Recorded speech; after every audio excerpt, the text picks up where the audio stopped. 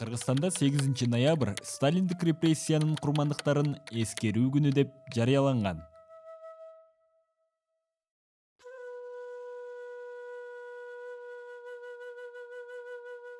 Атайын кызматтын ардагери тарыхчы Болот Абдрахманов 1938 жылдардагы Сталиндик репрессиянын курмандыктарынын сөөктөрүн казып алуу иштеринин башында турган.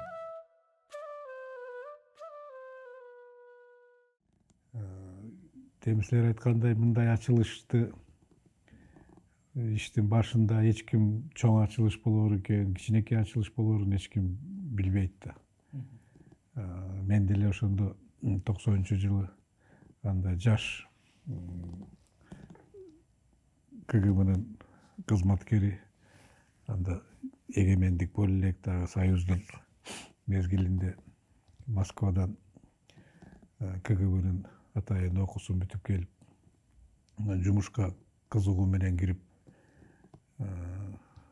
КГБнын иши бул аябай чоң кылдаттык менен керектүү маалыматты тандаш керек да.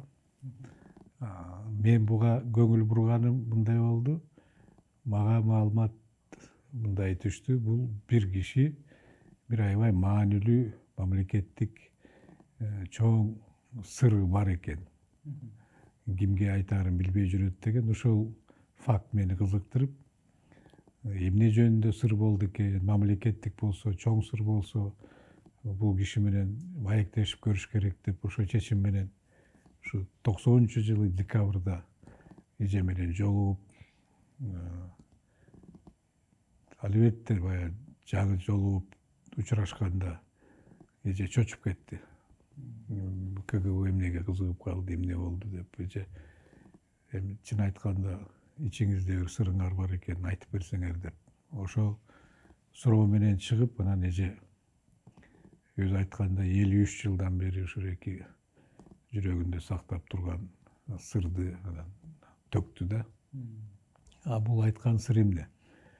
Бул 38-жылы ошол азыркы биз Чоң Таш айылынын үстүндө азыркы жана тарыхый мемориалдык комплекс Атабейит деп коюлган. Ошол НКВДнын эс алуу жайы экен. Эс алуу жайында ошол ушул жерге үйлөрдү куруш үчүн кирпичтерди Фрунзеден ташыбай ушул жерден куруш үчүн кичинекей кирпич завод куруп, ушул жерден кирпичтерди жасап, ушул жерден бышырып, анан ушул жерде жанагы кичинекей имараттарды, коттедждерди курчу экен да, куруптур. Анан куруп бүткөндөн кийин ушул кирпич бышырган меш ошол имарат калып калат бош бойдон. Анан 38-жылы ноябрда азыр эми тарыхый карап көрсөк, Кыргызстандын жана Сталиндик саясий репрессиянын эң күчөп турган учурунда, ошондо НКВДнын түрмөсүндө эң ушу Кыргызстандын каймактарын совет бийликке каршы болгон эл душманы деп кармалгандарды ушу менимче биринчи партия кылып атып туруп, ушул машинеге жүктөп, мындай грузовик машинеге үстүнө жаап, кечке маал алып барып ушул жерге канча күн бир жумадай ушул атып ташып, ошол 3 метр тереңдик, 3 метр узун туурасы ошого 138 кишинин сөөгүн толтурганча ушул жерге ташыптыр да. Ошону эженин атасы ошол жерде кароолчу болуп калган үчүн аны көрөт, билет. Бирок ошол учурда эжени энеси менен бери айылга 1-2 жумага алып келип коет. Кийин анан эже сураса, ошол жана кирпич урап калганды эмне болду десе, шамал учурду деп коет экен, сындырды деп. Бирок согушка кетет атасы. Кийин 78-жылы ушул эженин айтышы боюнча атасы катуу ооруп көз жумарды, ошондо эжени чакырып, эже анда уже эскелип чоңоюп калган киши болот. Кызым, билесиң баягы Чоң Таштагы жана кирпич завод сынган биз Домоддух Нова. Ошол жерде көп кишинин сөөгү бар балам. Мен айта албай жүрдүм эле, азыр сизге аманат кылып айтып кетейин.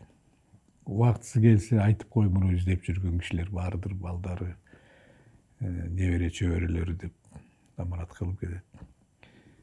Анан эми 78-80 жылдарды азыр эстеп көрсөк, анда Совет Союзу мындай темадагы сөздөр айтылчу эмес. Андай баягы кандуу тарыхтын барактары ачыла элек болчу. Анан Горбачев келгенде демократия, перестройка, гласность, ачык айтыш деген аябай катуу кирип, ошондон ушул теманы козголо баштады да. Москвадан айта баштады ушу Сталиндик репрессиялар жөнүндө. Анан аларды карап биздин жердеги журналисттер, окумуштар кичинеден уже тамырын тарта баштаганда, ошондо 90-жылы эже убакыт келген экен мен айта турган деп бир четинен, экинчисинен баягы ашказаны язва болуп катуу ооруп жүрүп, өзү айтканына караганда ушул бирдеме болуп ооруп айта албай калсам ошол сыр мени менен кошо кетпесин деп ошону элдерге жеткизгени, айтканы аракет кылат да эже. Бирок эмнегедир эми 90-жыл эгемендик боло элек. Бул темадан мен ойлойм көп кишилер чочулап мага айтпай эле койгула деп укпай коет да, көңүл бурбай. Кээ бир күч органдарында эмгектенгендер азырга чейин репрессия же үркүн темаларында ачык сүйлөөдөн коркушат. Болот Абдрахманов эч нерседен тайманбай бул ишти колго алганын патриоттук сезимдери менен айкалыштырат. Эми биринчиден жана мен айткандай, мен бул кишини 3-4 саат жана биринчи жолу көргөнүмө карабай ушу айтып, ыйлап атып, адам катары ишендим да.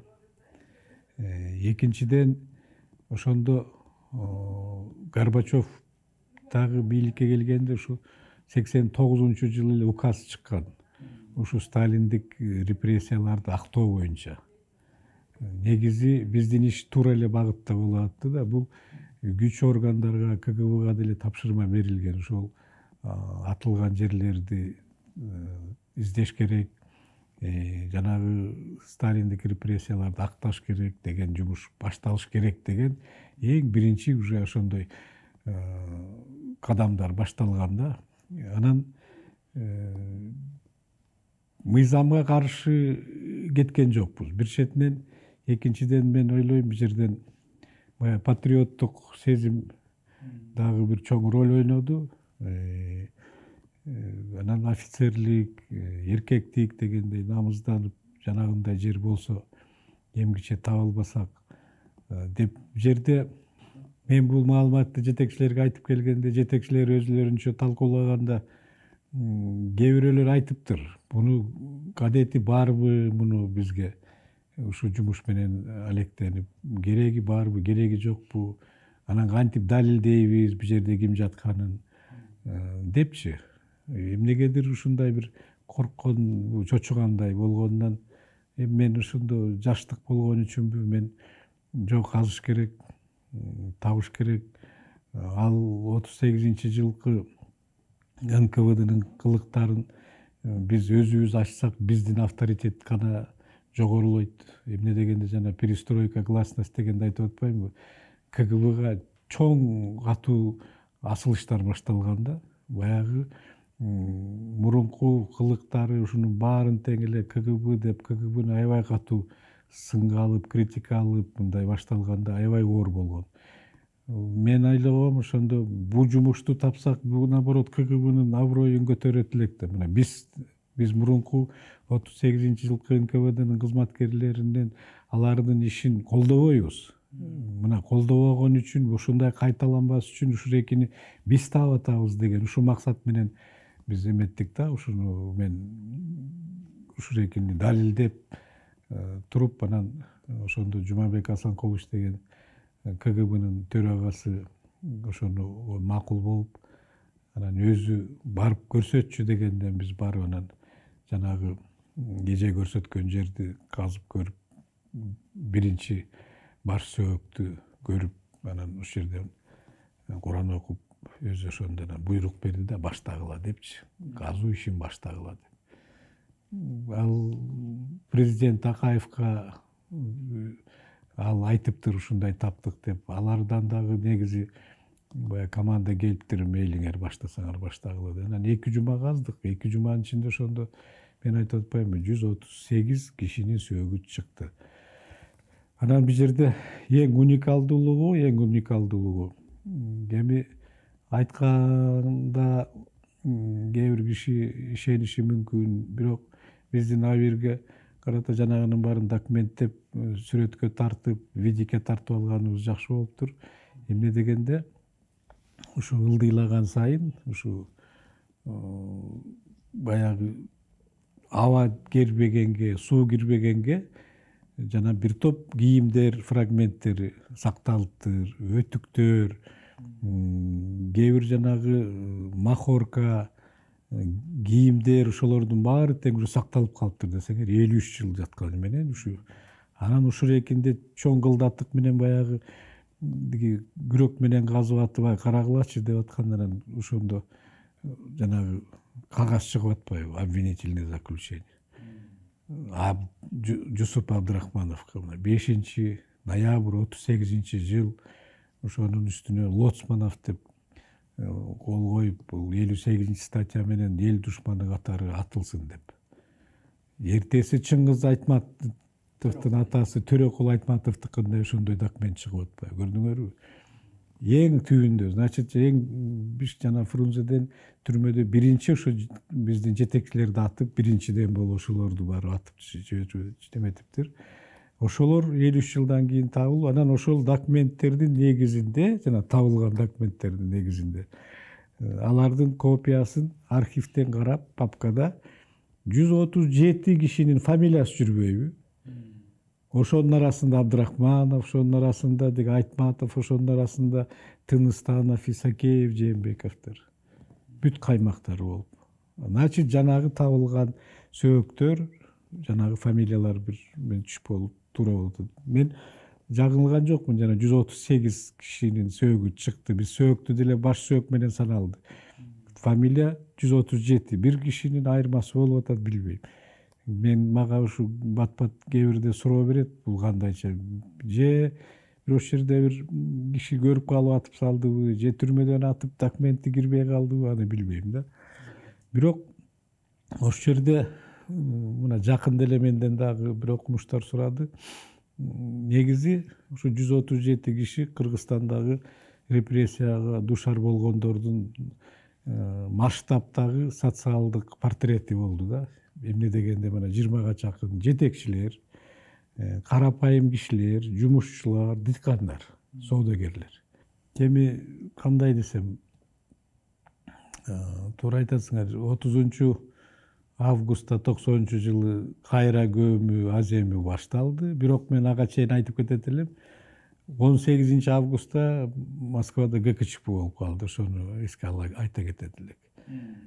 Ошондо Горбачевду жумуштан алабыз деп аракет кылган күч органдарынын жетекчилеринин баарын ГКЧПга мүчөсүңөр деп аларды отургузуп, алардын артынан бул жерде Кыргызстандын Коопсуздук комитеттин төрагасы жана мен айткан Жөөнбек Асанкуловду дагы Акаев силер ГКЧПга кошулуп турсуңар деп аны да жумуштан алып салып атпайбы.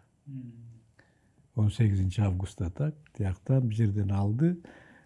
И августтун аягында уже кайра коюу аземинде жанагы кайра коюп атат, жанагы биз тапкан сөөктөрдүн баарын тең 138 жашикке сөөктөрдү салып, келип казып, жанагы жерге коюп, Чыңгыз Айтматов келди, деги иштеп аткан жеринен бул жердеги коомчулуктар, президент болуп, жана репрессиялардын туугандары, балдары чогулуп, жанагы жерге кайра коюу аземи болду. Ошол жерде сүйлөгөн ораторлор ушу айтып атты да, бул 18 августта ГКЧП жеңип кетсе, бул биздин Кыргызстанда КГБлар дагы бизди боундай кылып атып салмак. Бул КГБлар боону тапканын бир сөз айткан жок да ошондочу. Бир сөз бирөө да айткан жок. Ошондо Асанкулов жумуштан кеткен, ал бир тууганынын машинеси менен барып ушу чакасында карап туруп кетип калды. Мени да чакырган жок, Бүбүр эжени да чакырган жок. Бүбүр эже чалып мага ыйлады: "Ай болот, телевизорду карачы, эмне болду?" деп. Барсам, эже эми биз өзүбүз жумушубузду кылдык, эми эмне кылабыз? Таптык, убакыт көрсөтөт да деп. Убакыт көрсөткөндө 30 августта кайра көмүү аземи болду. Жанагындай баа берилди. Баягы жашасын демократия, КГБ жаман. Муну казган, тапкан КГБ жөнүндө бир сөз айтылган жок. Ошон үчүн мен ойлойм, Акаев бийликте турганча 15 жыл ошол КГБнын ролун Атабейтти бир сөз айтпай койду. Бир сөз айткан жок. Анан буга аз келгенсип, мынакей бул 91-жылы ачылды. 2001 жылы азыркы жана мемориал 10 жылдан кийин коюлду. Ага чейин мен 1-2 жолу барсам, жанагы сөөктөр чыккан ичи толтура таштанды, мусор, жанагы сөөктөр коюлган жерде мал оттоп жүрөт. Ушунчалык жаным кейип, журналисттерди алып барып интервью бергем. Кандайча? Силер ыйык жер болсо, ушул Кыргызстанда мындан башка репрессиянын сөөктөрү табыла элек. Табылган жок. Болгондо да эң жетекчилердики ушул жерде. Кээ бир чоңдор ушу шайлоонун жанында астында келгенде журналисттерди ичитип алып ошол жерге кайгылуу кейпин киймиш болуп Куран окуп койгондон дагы 5 жылга жоголуп кетет. Бул жерди карабайсыңарбы? Кимдин жери бул жер? Деп 1-2 жолу интервью бердим. Анан кийин уксам, чоңдор, бул кимдин жери эле? Аламедин районубу? Аламедин жо меники эмес, бул шаардыкы. Кыргызстандыкы эмес да иши. 11 жылдан кийин кандай каражат жок имиш да, каражат жок. Жанагы музейге окшогон эмени курмуш болуп курду. Эмгиче мына ошону курганына уже 21 жыл болду. Ушу 21 жылдан бери өзгөрүү жок, жанагы боюнча турат. Мынакей мамиле деген да, мисалы. Бирок убакыт өтөт. Мен айтып атпаймынбы? Мен дагы жанагы КГБда иштеп жүрүп, ар кандай участоктарга бөлүнүп, тияка барып, бияка барып жүрүп, анан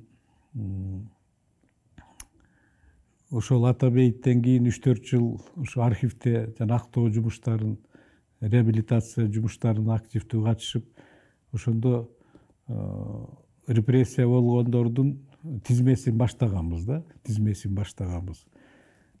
Уже бир кичинекей 2 китепче чыгарганбыз, уже 8000ге жакын кишинин аты жөнү, баягы кайсы жылы репрессия болгон деген. Анан мени көлгө жиберди, иштегени КГБда келип чүйгө, анан Ошто барып жүрүп, анан 13 жылы КГБнын институтуна жетекчилеп койду мени. Анан мен баягы бир ошо актоо маселесин баштадык элек, ошо жумушту аягына бүттүңөрбү деп сурасам, бүтмөк турмак биз жасаган жумуштар жоголуп калыптыр. Болот Абдрахманов Кыргызстандагы саясий репрессиянын курмандыктары аталышындагы 10 томдук китептин автору. 14-жылдан баштап биз 3-4 жылдын ичинде жанагы кайра мен жетекчилерге кирип отуруп, биз жанагы 14,5 миң архивдеги ишти карап чыгып, бүт баарын компьютерге киргизип, анан мына мен 20-жылы ошолорду китеп түрүндө чыгарсам 10 том болду. Бул жерде жанагы 10 том бул өзүнчө чоң изилдөө турган маселе да. КГБ Кыргызстанда канча киши репрессия болгон эмгиче билген эмес, аты жөнүн билген эмес.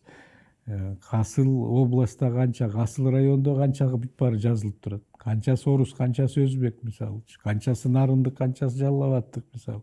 Бүт баары ошол 10 томдо камтылган. Муну эгерде азыр жанагындай бөлө баштасак, чоң астыда жумуш турат. Эми кандай десем, эми болгону 100 нуска эле чыкты, 100 нуска. Биринчи жолу орус кыргызча, кыргыз тилинде чыкты. Чын эле кыргыз тилинде мына мен 20-жылы чыгардым. Өзүмдүн каражатыма чыгардым. Карыз алып атып болгону 100 нусканы. Эмнегедир буну бет ачар деле болду, интервьюлар деле болду, уга турган, биле тургандар. Кызыккандар, чет мамлекеттен кызыккандар көбүрөөк болду да. Америкадан баштап, Швейцариядан, Украинадан, Белоруссиядан, өзбек, казак, Москваны айтпайлабы. Мен тааныбаган, билбеген жана музейлердин жетекчилери чалып, ай, моундай чыгыптыр, кыргыз тили болсо дагы жибергиле бизге депчи. Эми мен с удовольствием, хорошо деп кетип атты да, жиберип атты.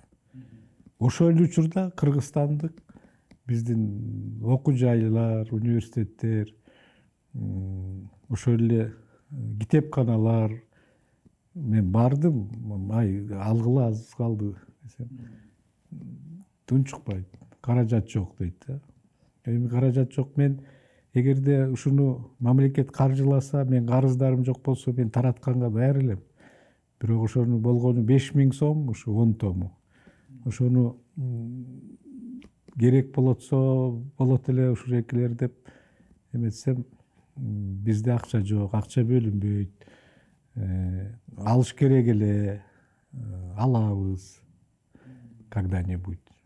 Ушундай жоопту. Анан кандай муну түшүнсө болот? Эми макул дедим, когда-нибудь келсе аласыңар. Анан айтып атпаймынбы, чет мамлекеттен көп талап болгон үчүн 22-21 жылы орусча вариантын чыгардык. Анда болсо коопсуздук комитет жардам берди.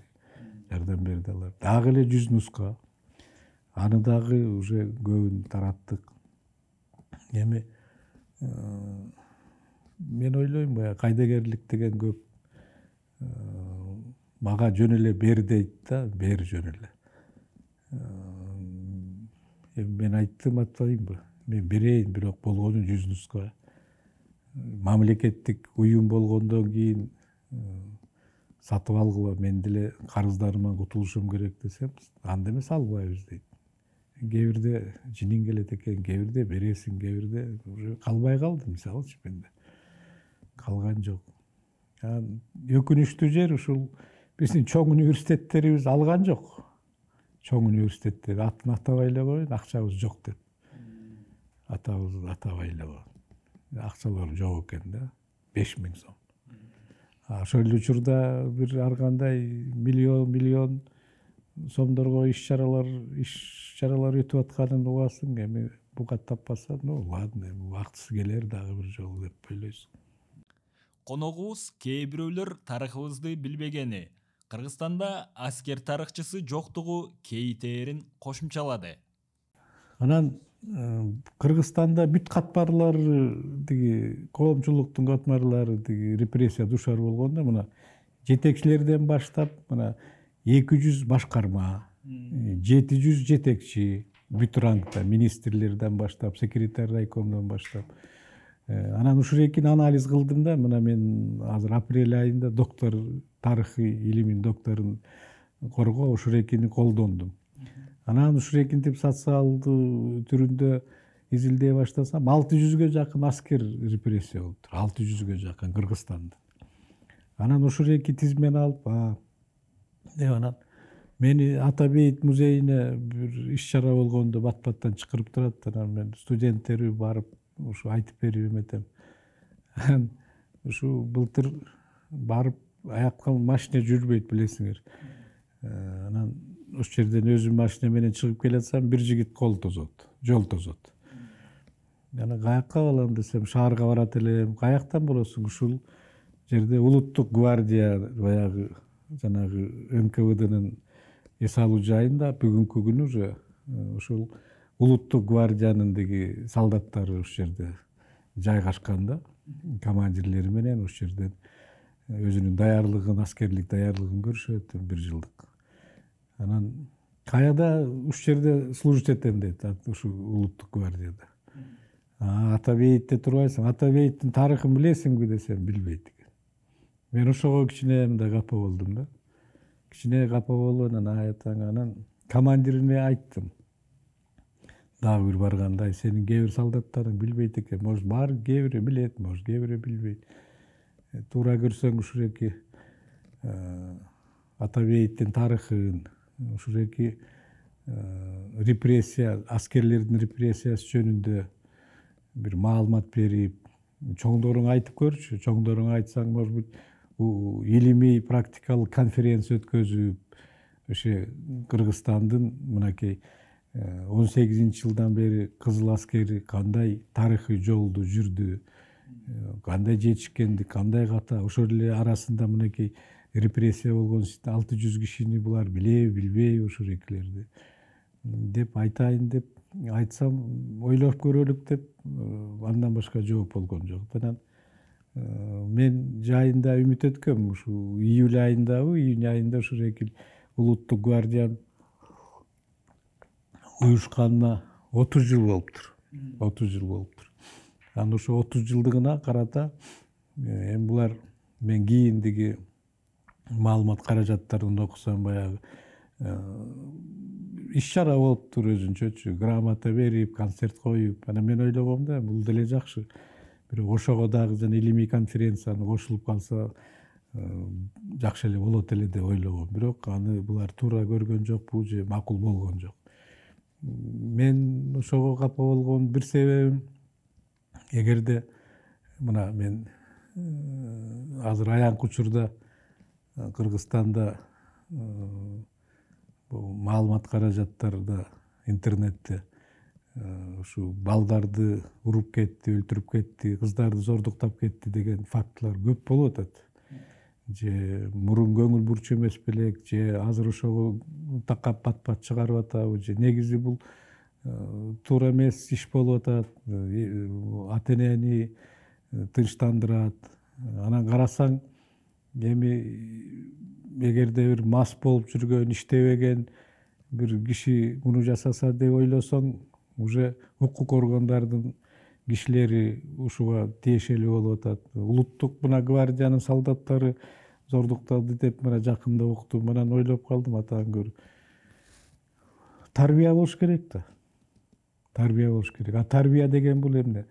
Тарбия деген ушурекил окуп аткан, иштеп аткан ошол органдардын кызматкери болобу, же болбосо ушуреки аскер кызматкери солдаттарга патриоттук өзүнүн бир сезимдерин ойготуш керек.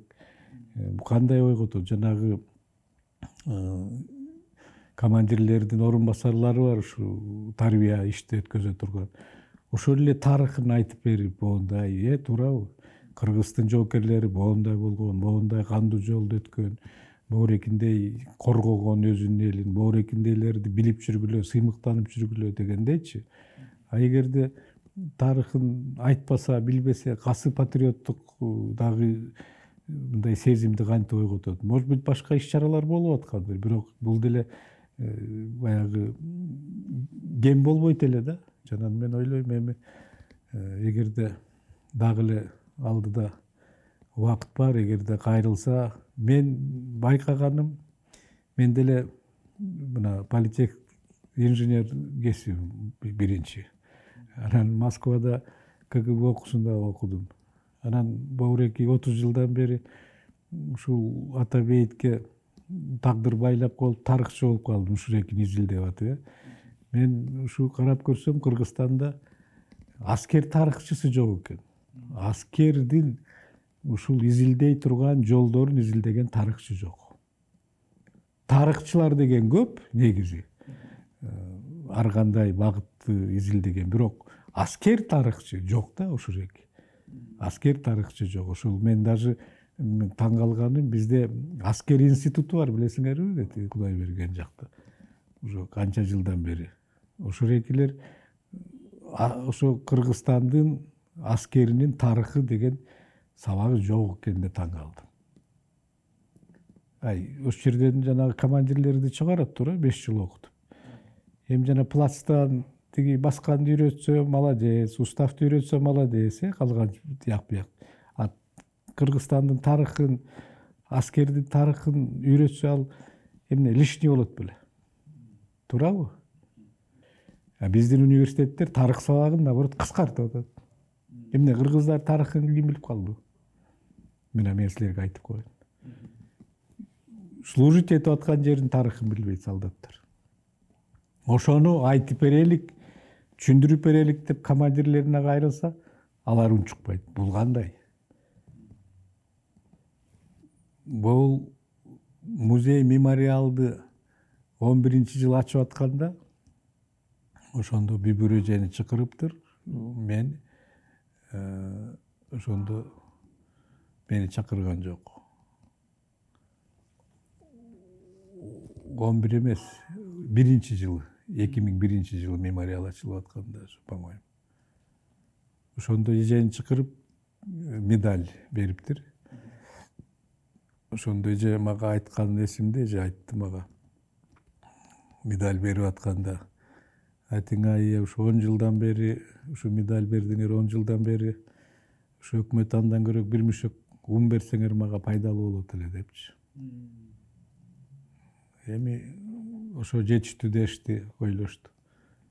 Азыркы биздин президент мынакей 2 жыл мурун келгенде Ата бейитке барып, ушу Бүбүр эжеге, Болот Абдрахмановго, анан жана археолог Михаил Москалевко мамлекеттик сыйлык бериш керек деп ошол жерден айткан сөзү бар.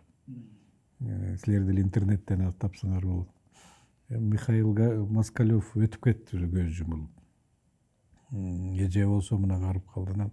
Ошол айткандын негизинде мага ушул жылы февралда даңк медалин берди. Бирок сиз айткандай ушул Ата бейиттин эмгеги үчүн деген жок, билбейм мен. Мындай эле берилди да иши. Мен ойлодум ушу Ата бейит үчүн берилди деп. Мына мен Амир айтат элем, мисалы мына сен чалып чакырганда мен жок дебей келдим. Эмне дегенде мен именно ушул маселени элдер билсин деп келип атам да. Канча чакырат эч качан жок дебейм. Бул менин өзүмдүн реклама эмес. Мен андан алысмын. Эл тарыхты билсин деген максат менен айтып берем да. Эмне дегенде мен тилекке каршы айтып атпайм, тарых сабактары азайып атат. Тарыхты унутулуп атат, көңүл бурулбай атат.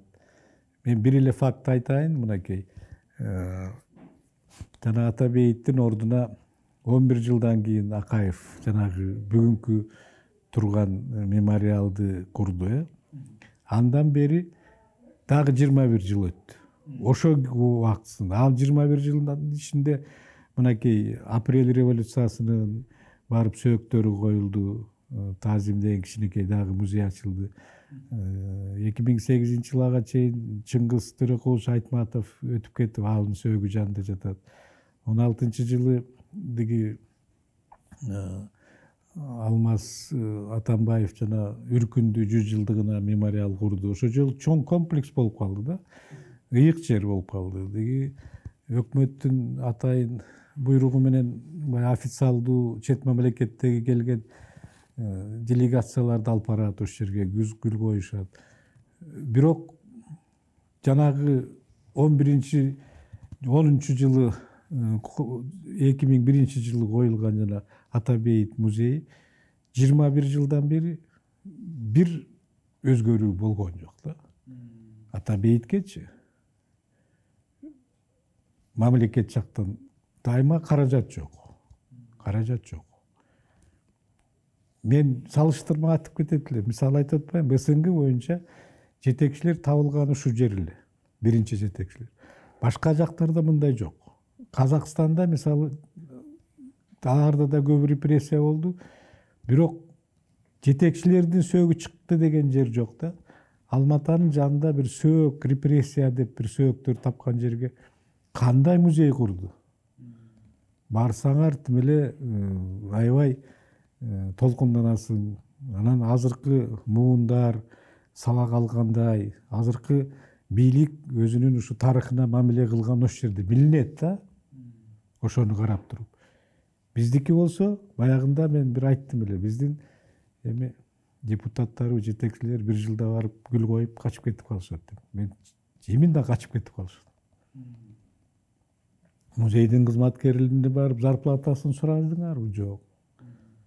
Бул музейдин ичине кирип көрчү. 20 жылдан бери баары тең жарылып, тарылып эчтеке жок. Ошо сөөктөр чыккан, жана гүл койгон жер эмес Ата бейит деген. Жана сөөктөр чыккан ар жакта 100 метрдеги дөңдүн үстүнөн жана сөөктөр чыккан. Ошол жерди саркофаг кылып койгон. Ал жерге барсаңар, азыр музейдин кызматкерлери кээ бирде айтат, уялабыз дейт. Кээ бир чет мамлекеттик жарандар шашпай баягы кыдырат да. Кыдырганда барса, тепкичтердин баары сынган, кафелдердин баары бычыраган, айнектердин баары сынган. Кудайырдай. Сөөк ошол жерде, Ата бейит ошол жерден башталып атпайбы? 22 жылдан бери сен айткандай кой эмес жылкынын баарын канчасын жойлду да. Ошол жерде 2 койдун эле кафелдин акчасы ошол жерде. Көңүл бурулбайт, жасалбайт. Акча жок, бирдемеси акча жок. Башкага акча табылып эле ушул жерге чабылбай калат да. Эгерде ушурек ыйык деген жерге мамиле ошондой болуп атса, анан эмне дейсиң? Тарыхты билиш керек да. Мисалы мен өзүмө кандай мындай сабак чыгардым да. Мисалы 2010 жылы бул апрелде болгон окуянын бул жердеги канча киши көз жумду туурабы, октон, ок жеп. Ошонун бир тобу ошо эки жаш балдарды ошо Ата бейиттин жанына бала бейит деп коюлбадыбы? Ошондо мен да апрелде ошол топурак салганы баргам, ошол жерге барганда эл аябай көп. Ошол жерде туруп мен ошондо ойлогом, атыңай, ушу 91-жылы ушул жерде Ата бейитти казып атып, дагы эле бир убакыттан кийин ушул жерге дагы эле кыргыздын сөөгү жатат деп ойлогон эмесмин.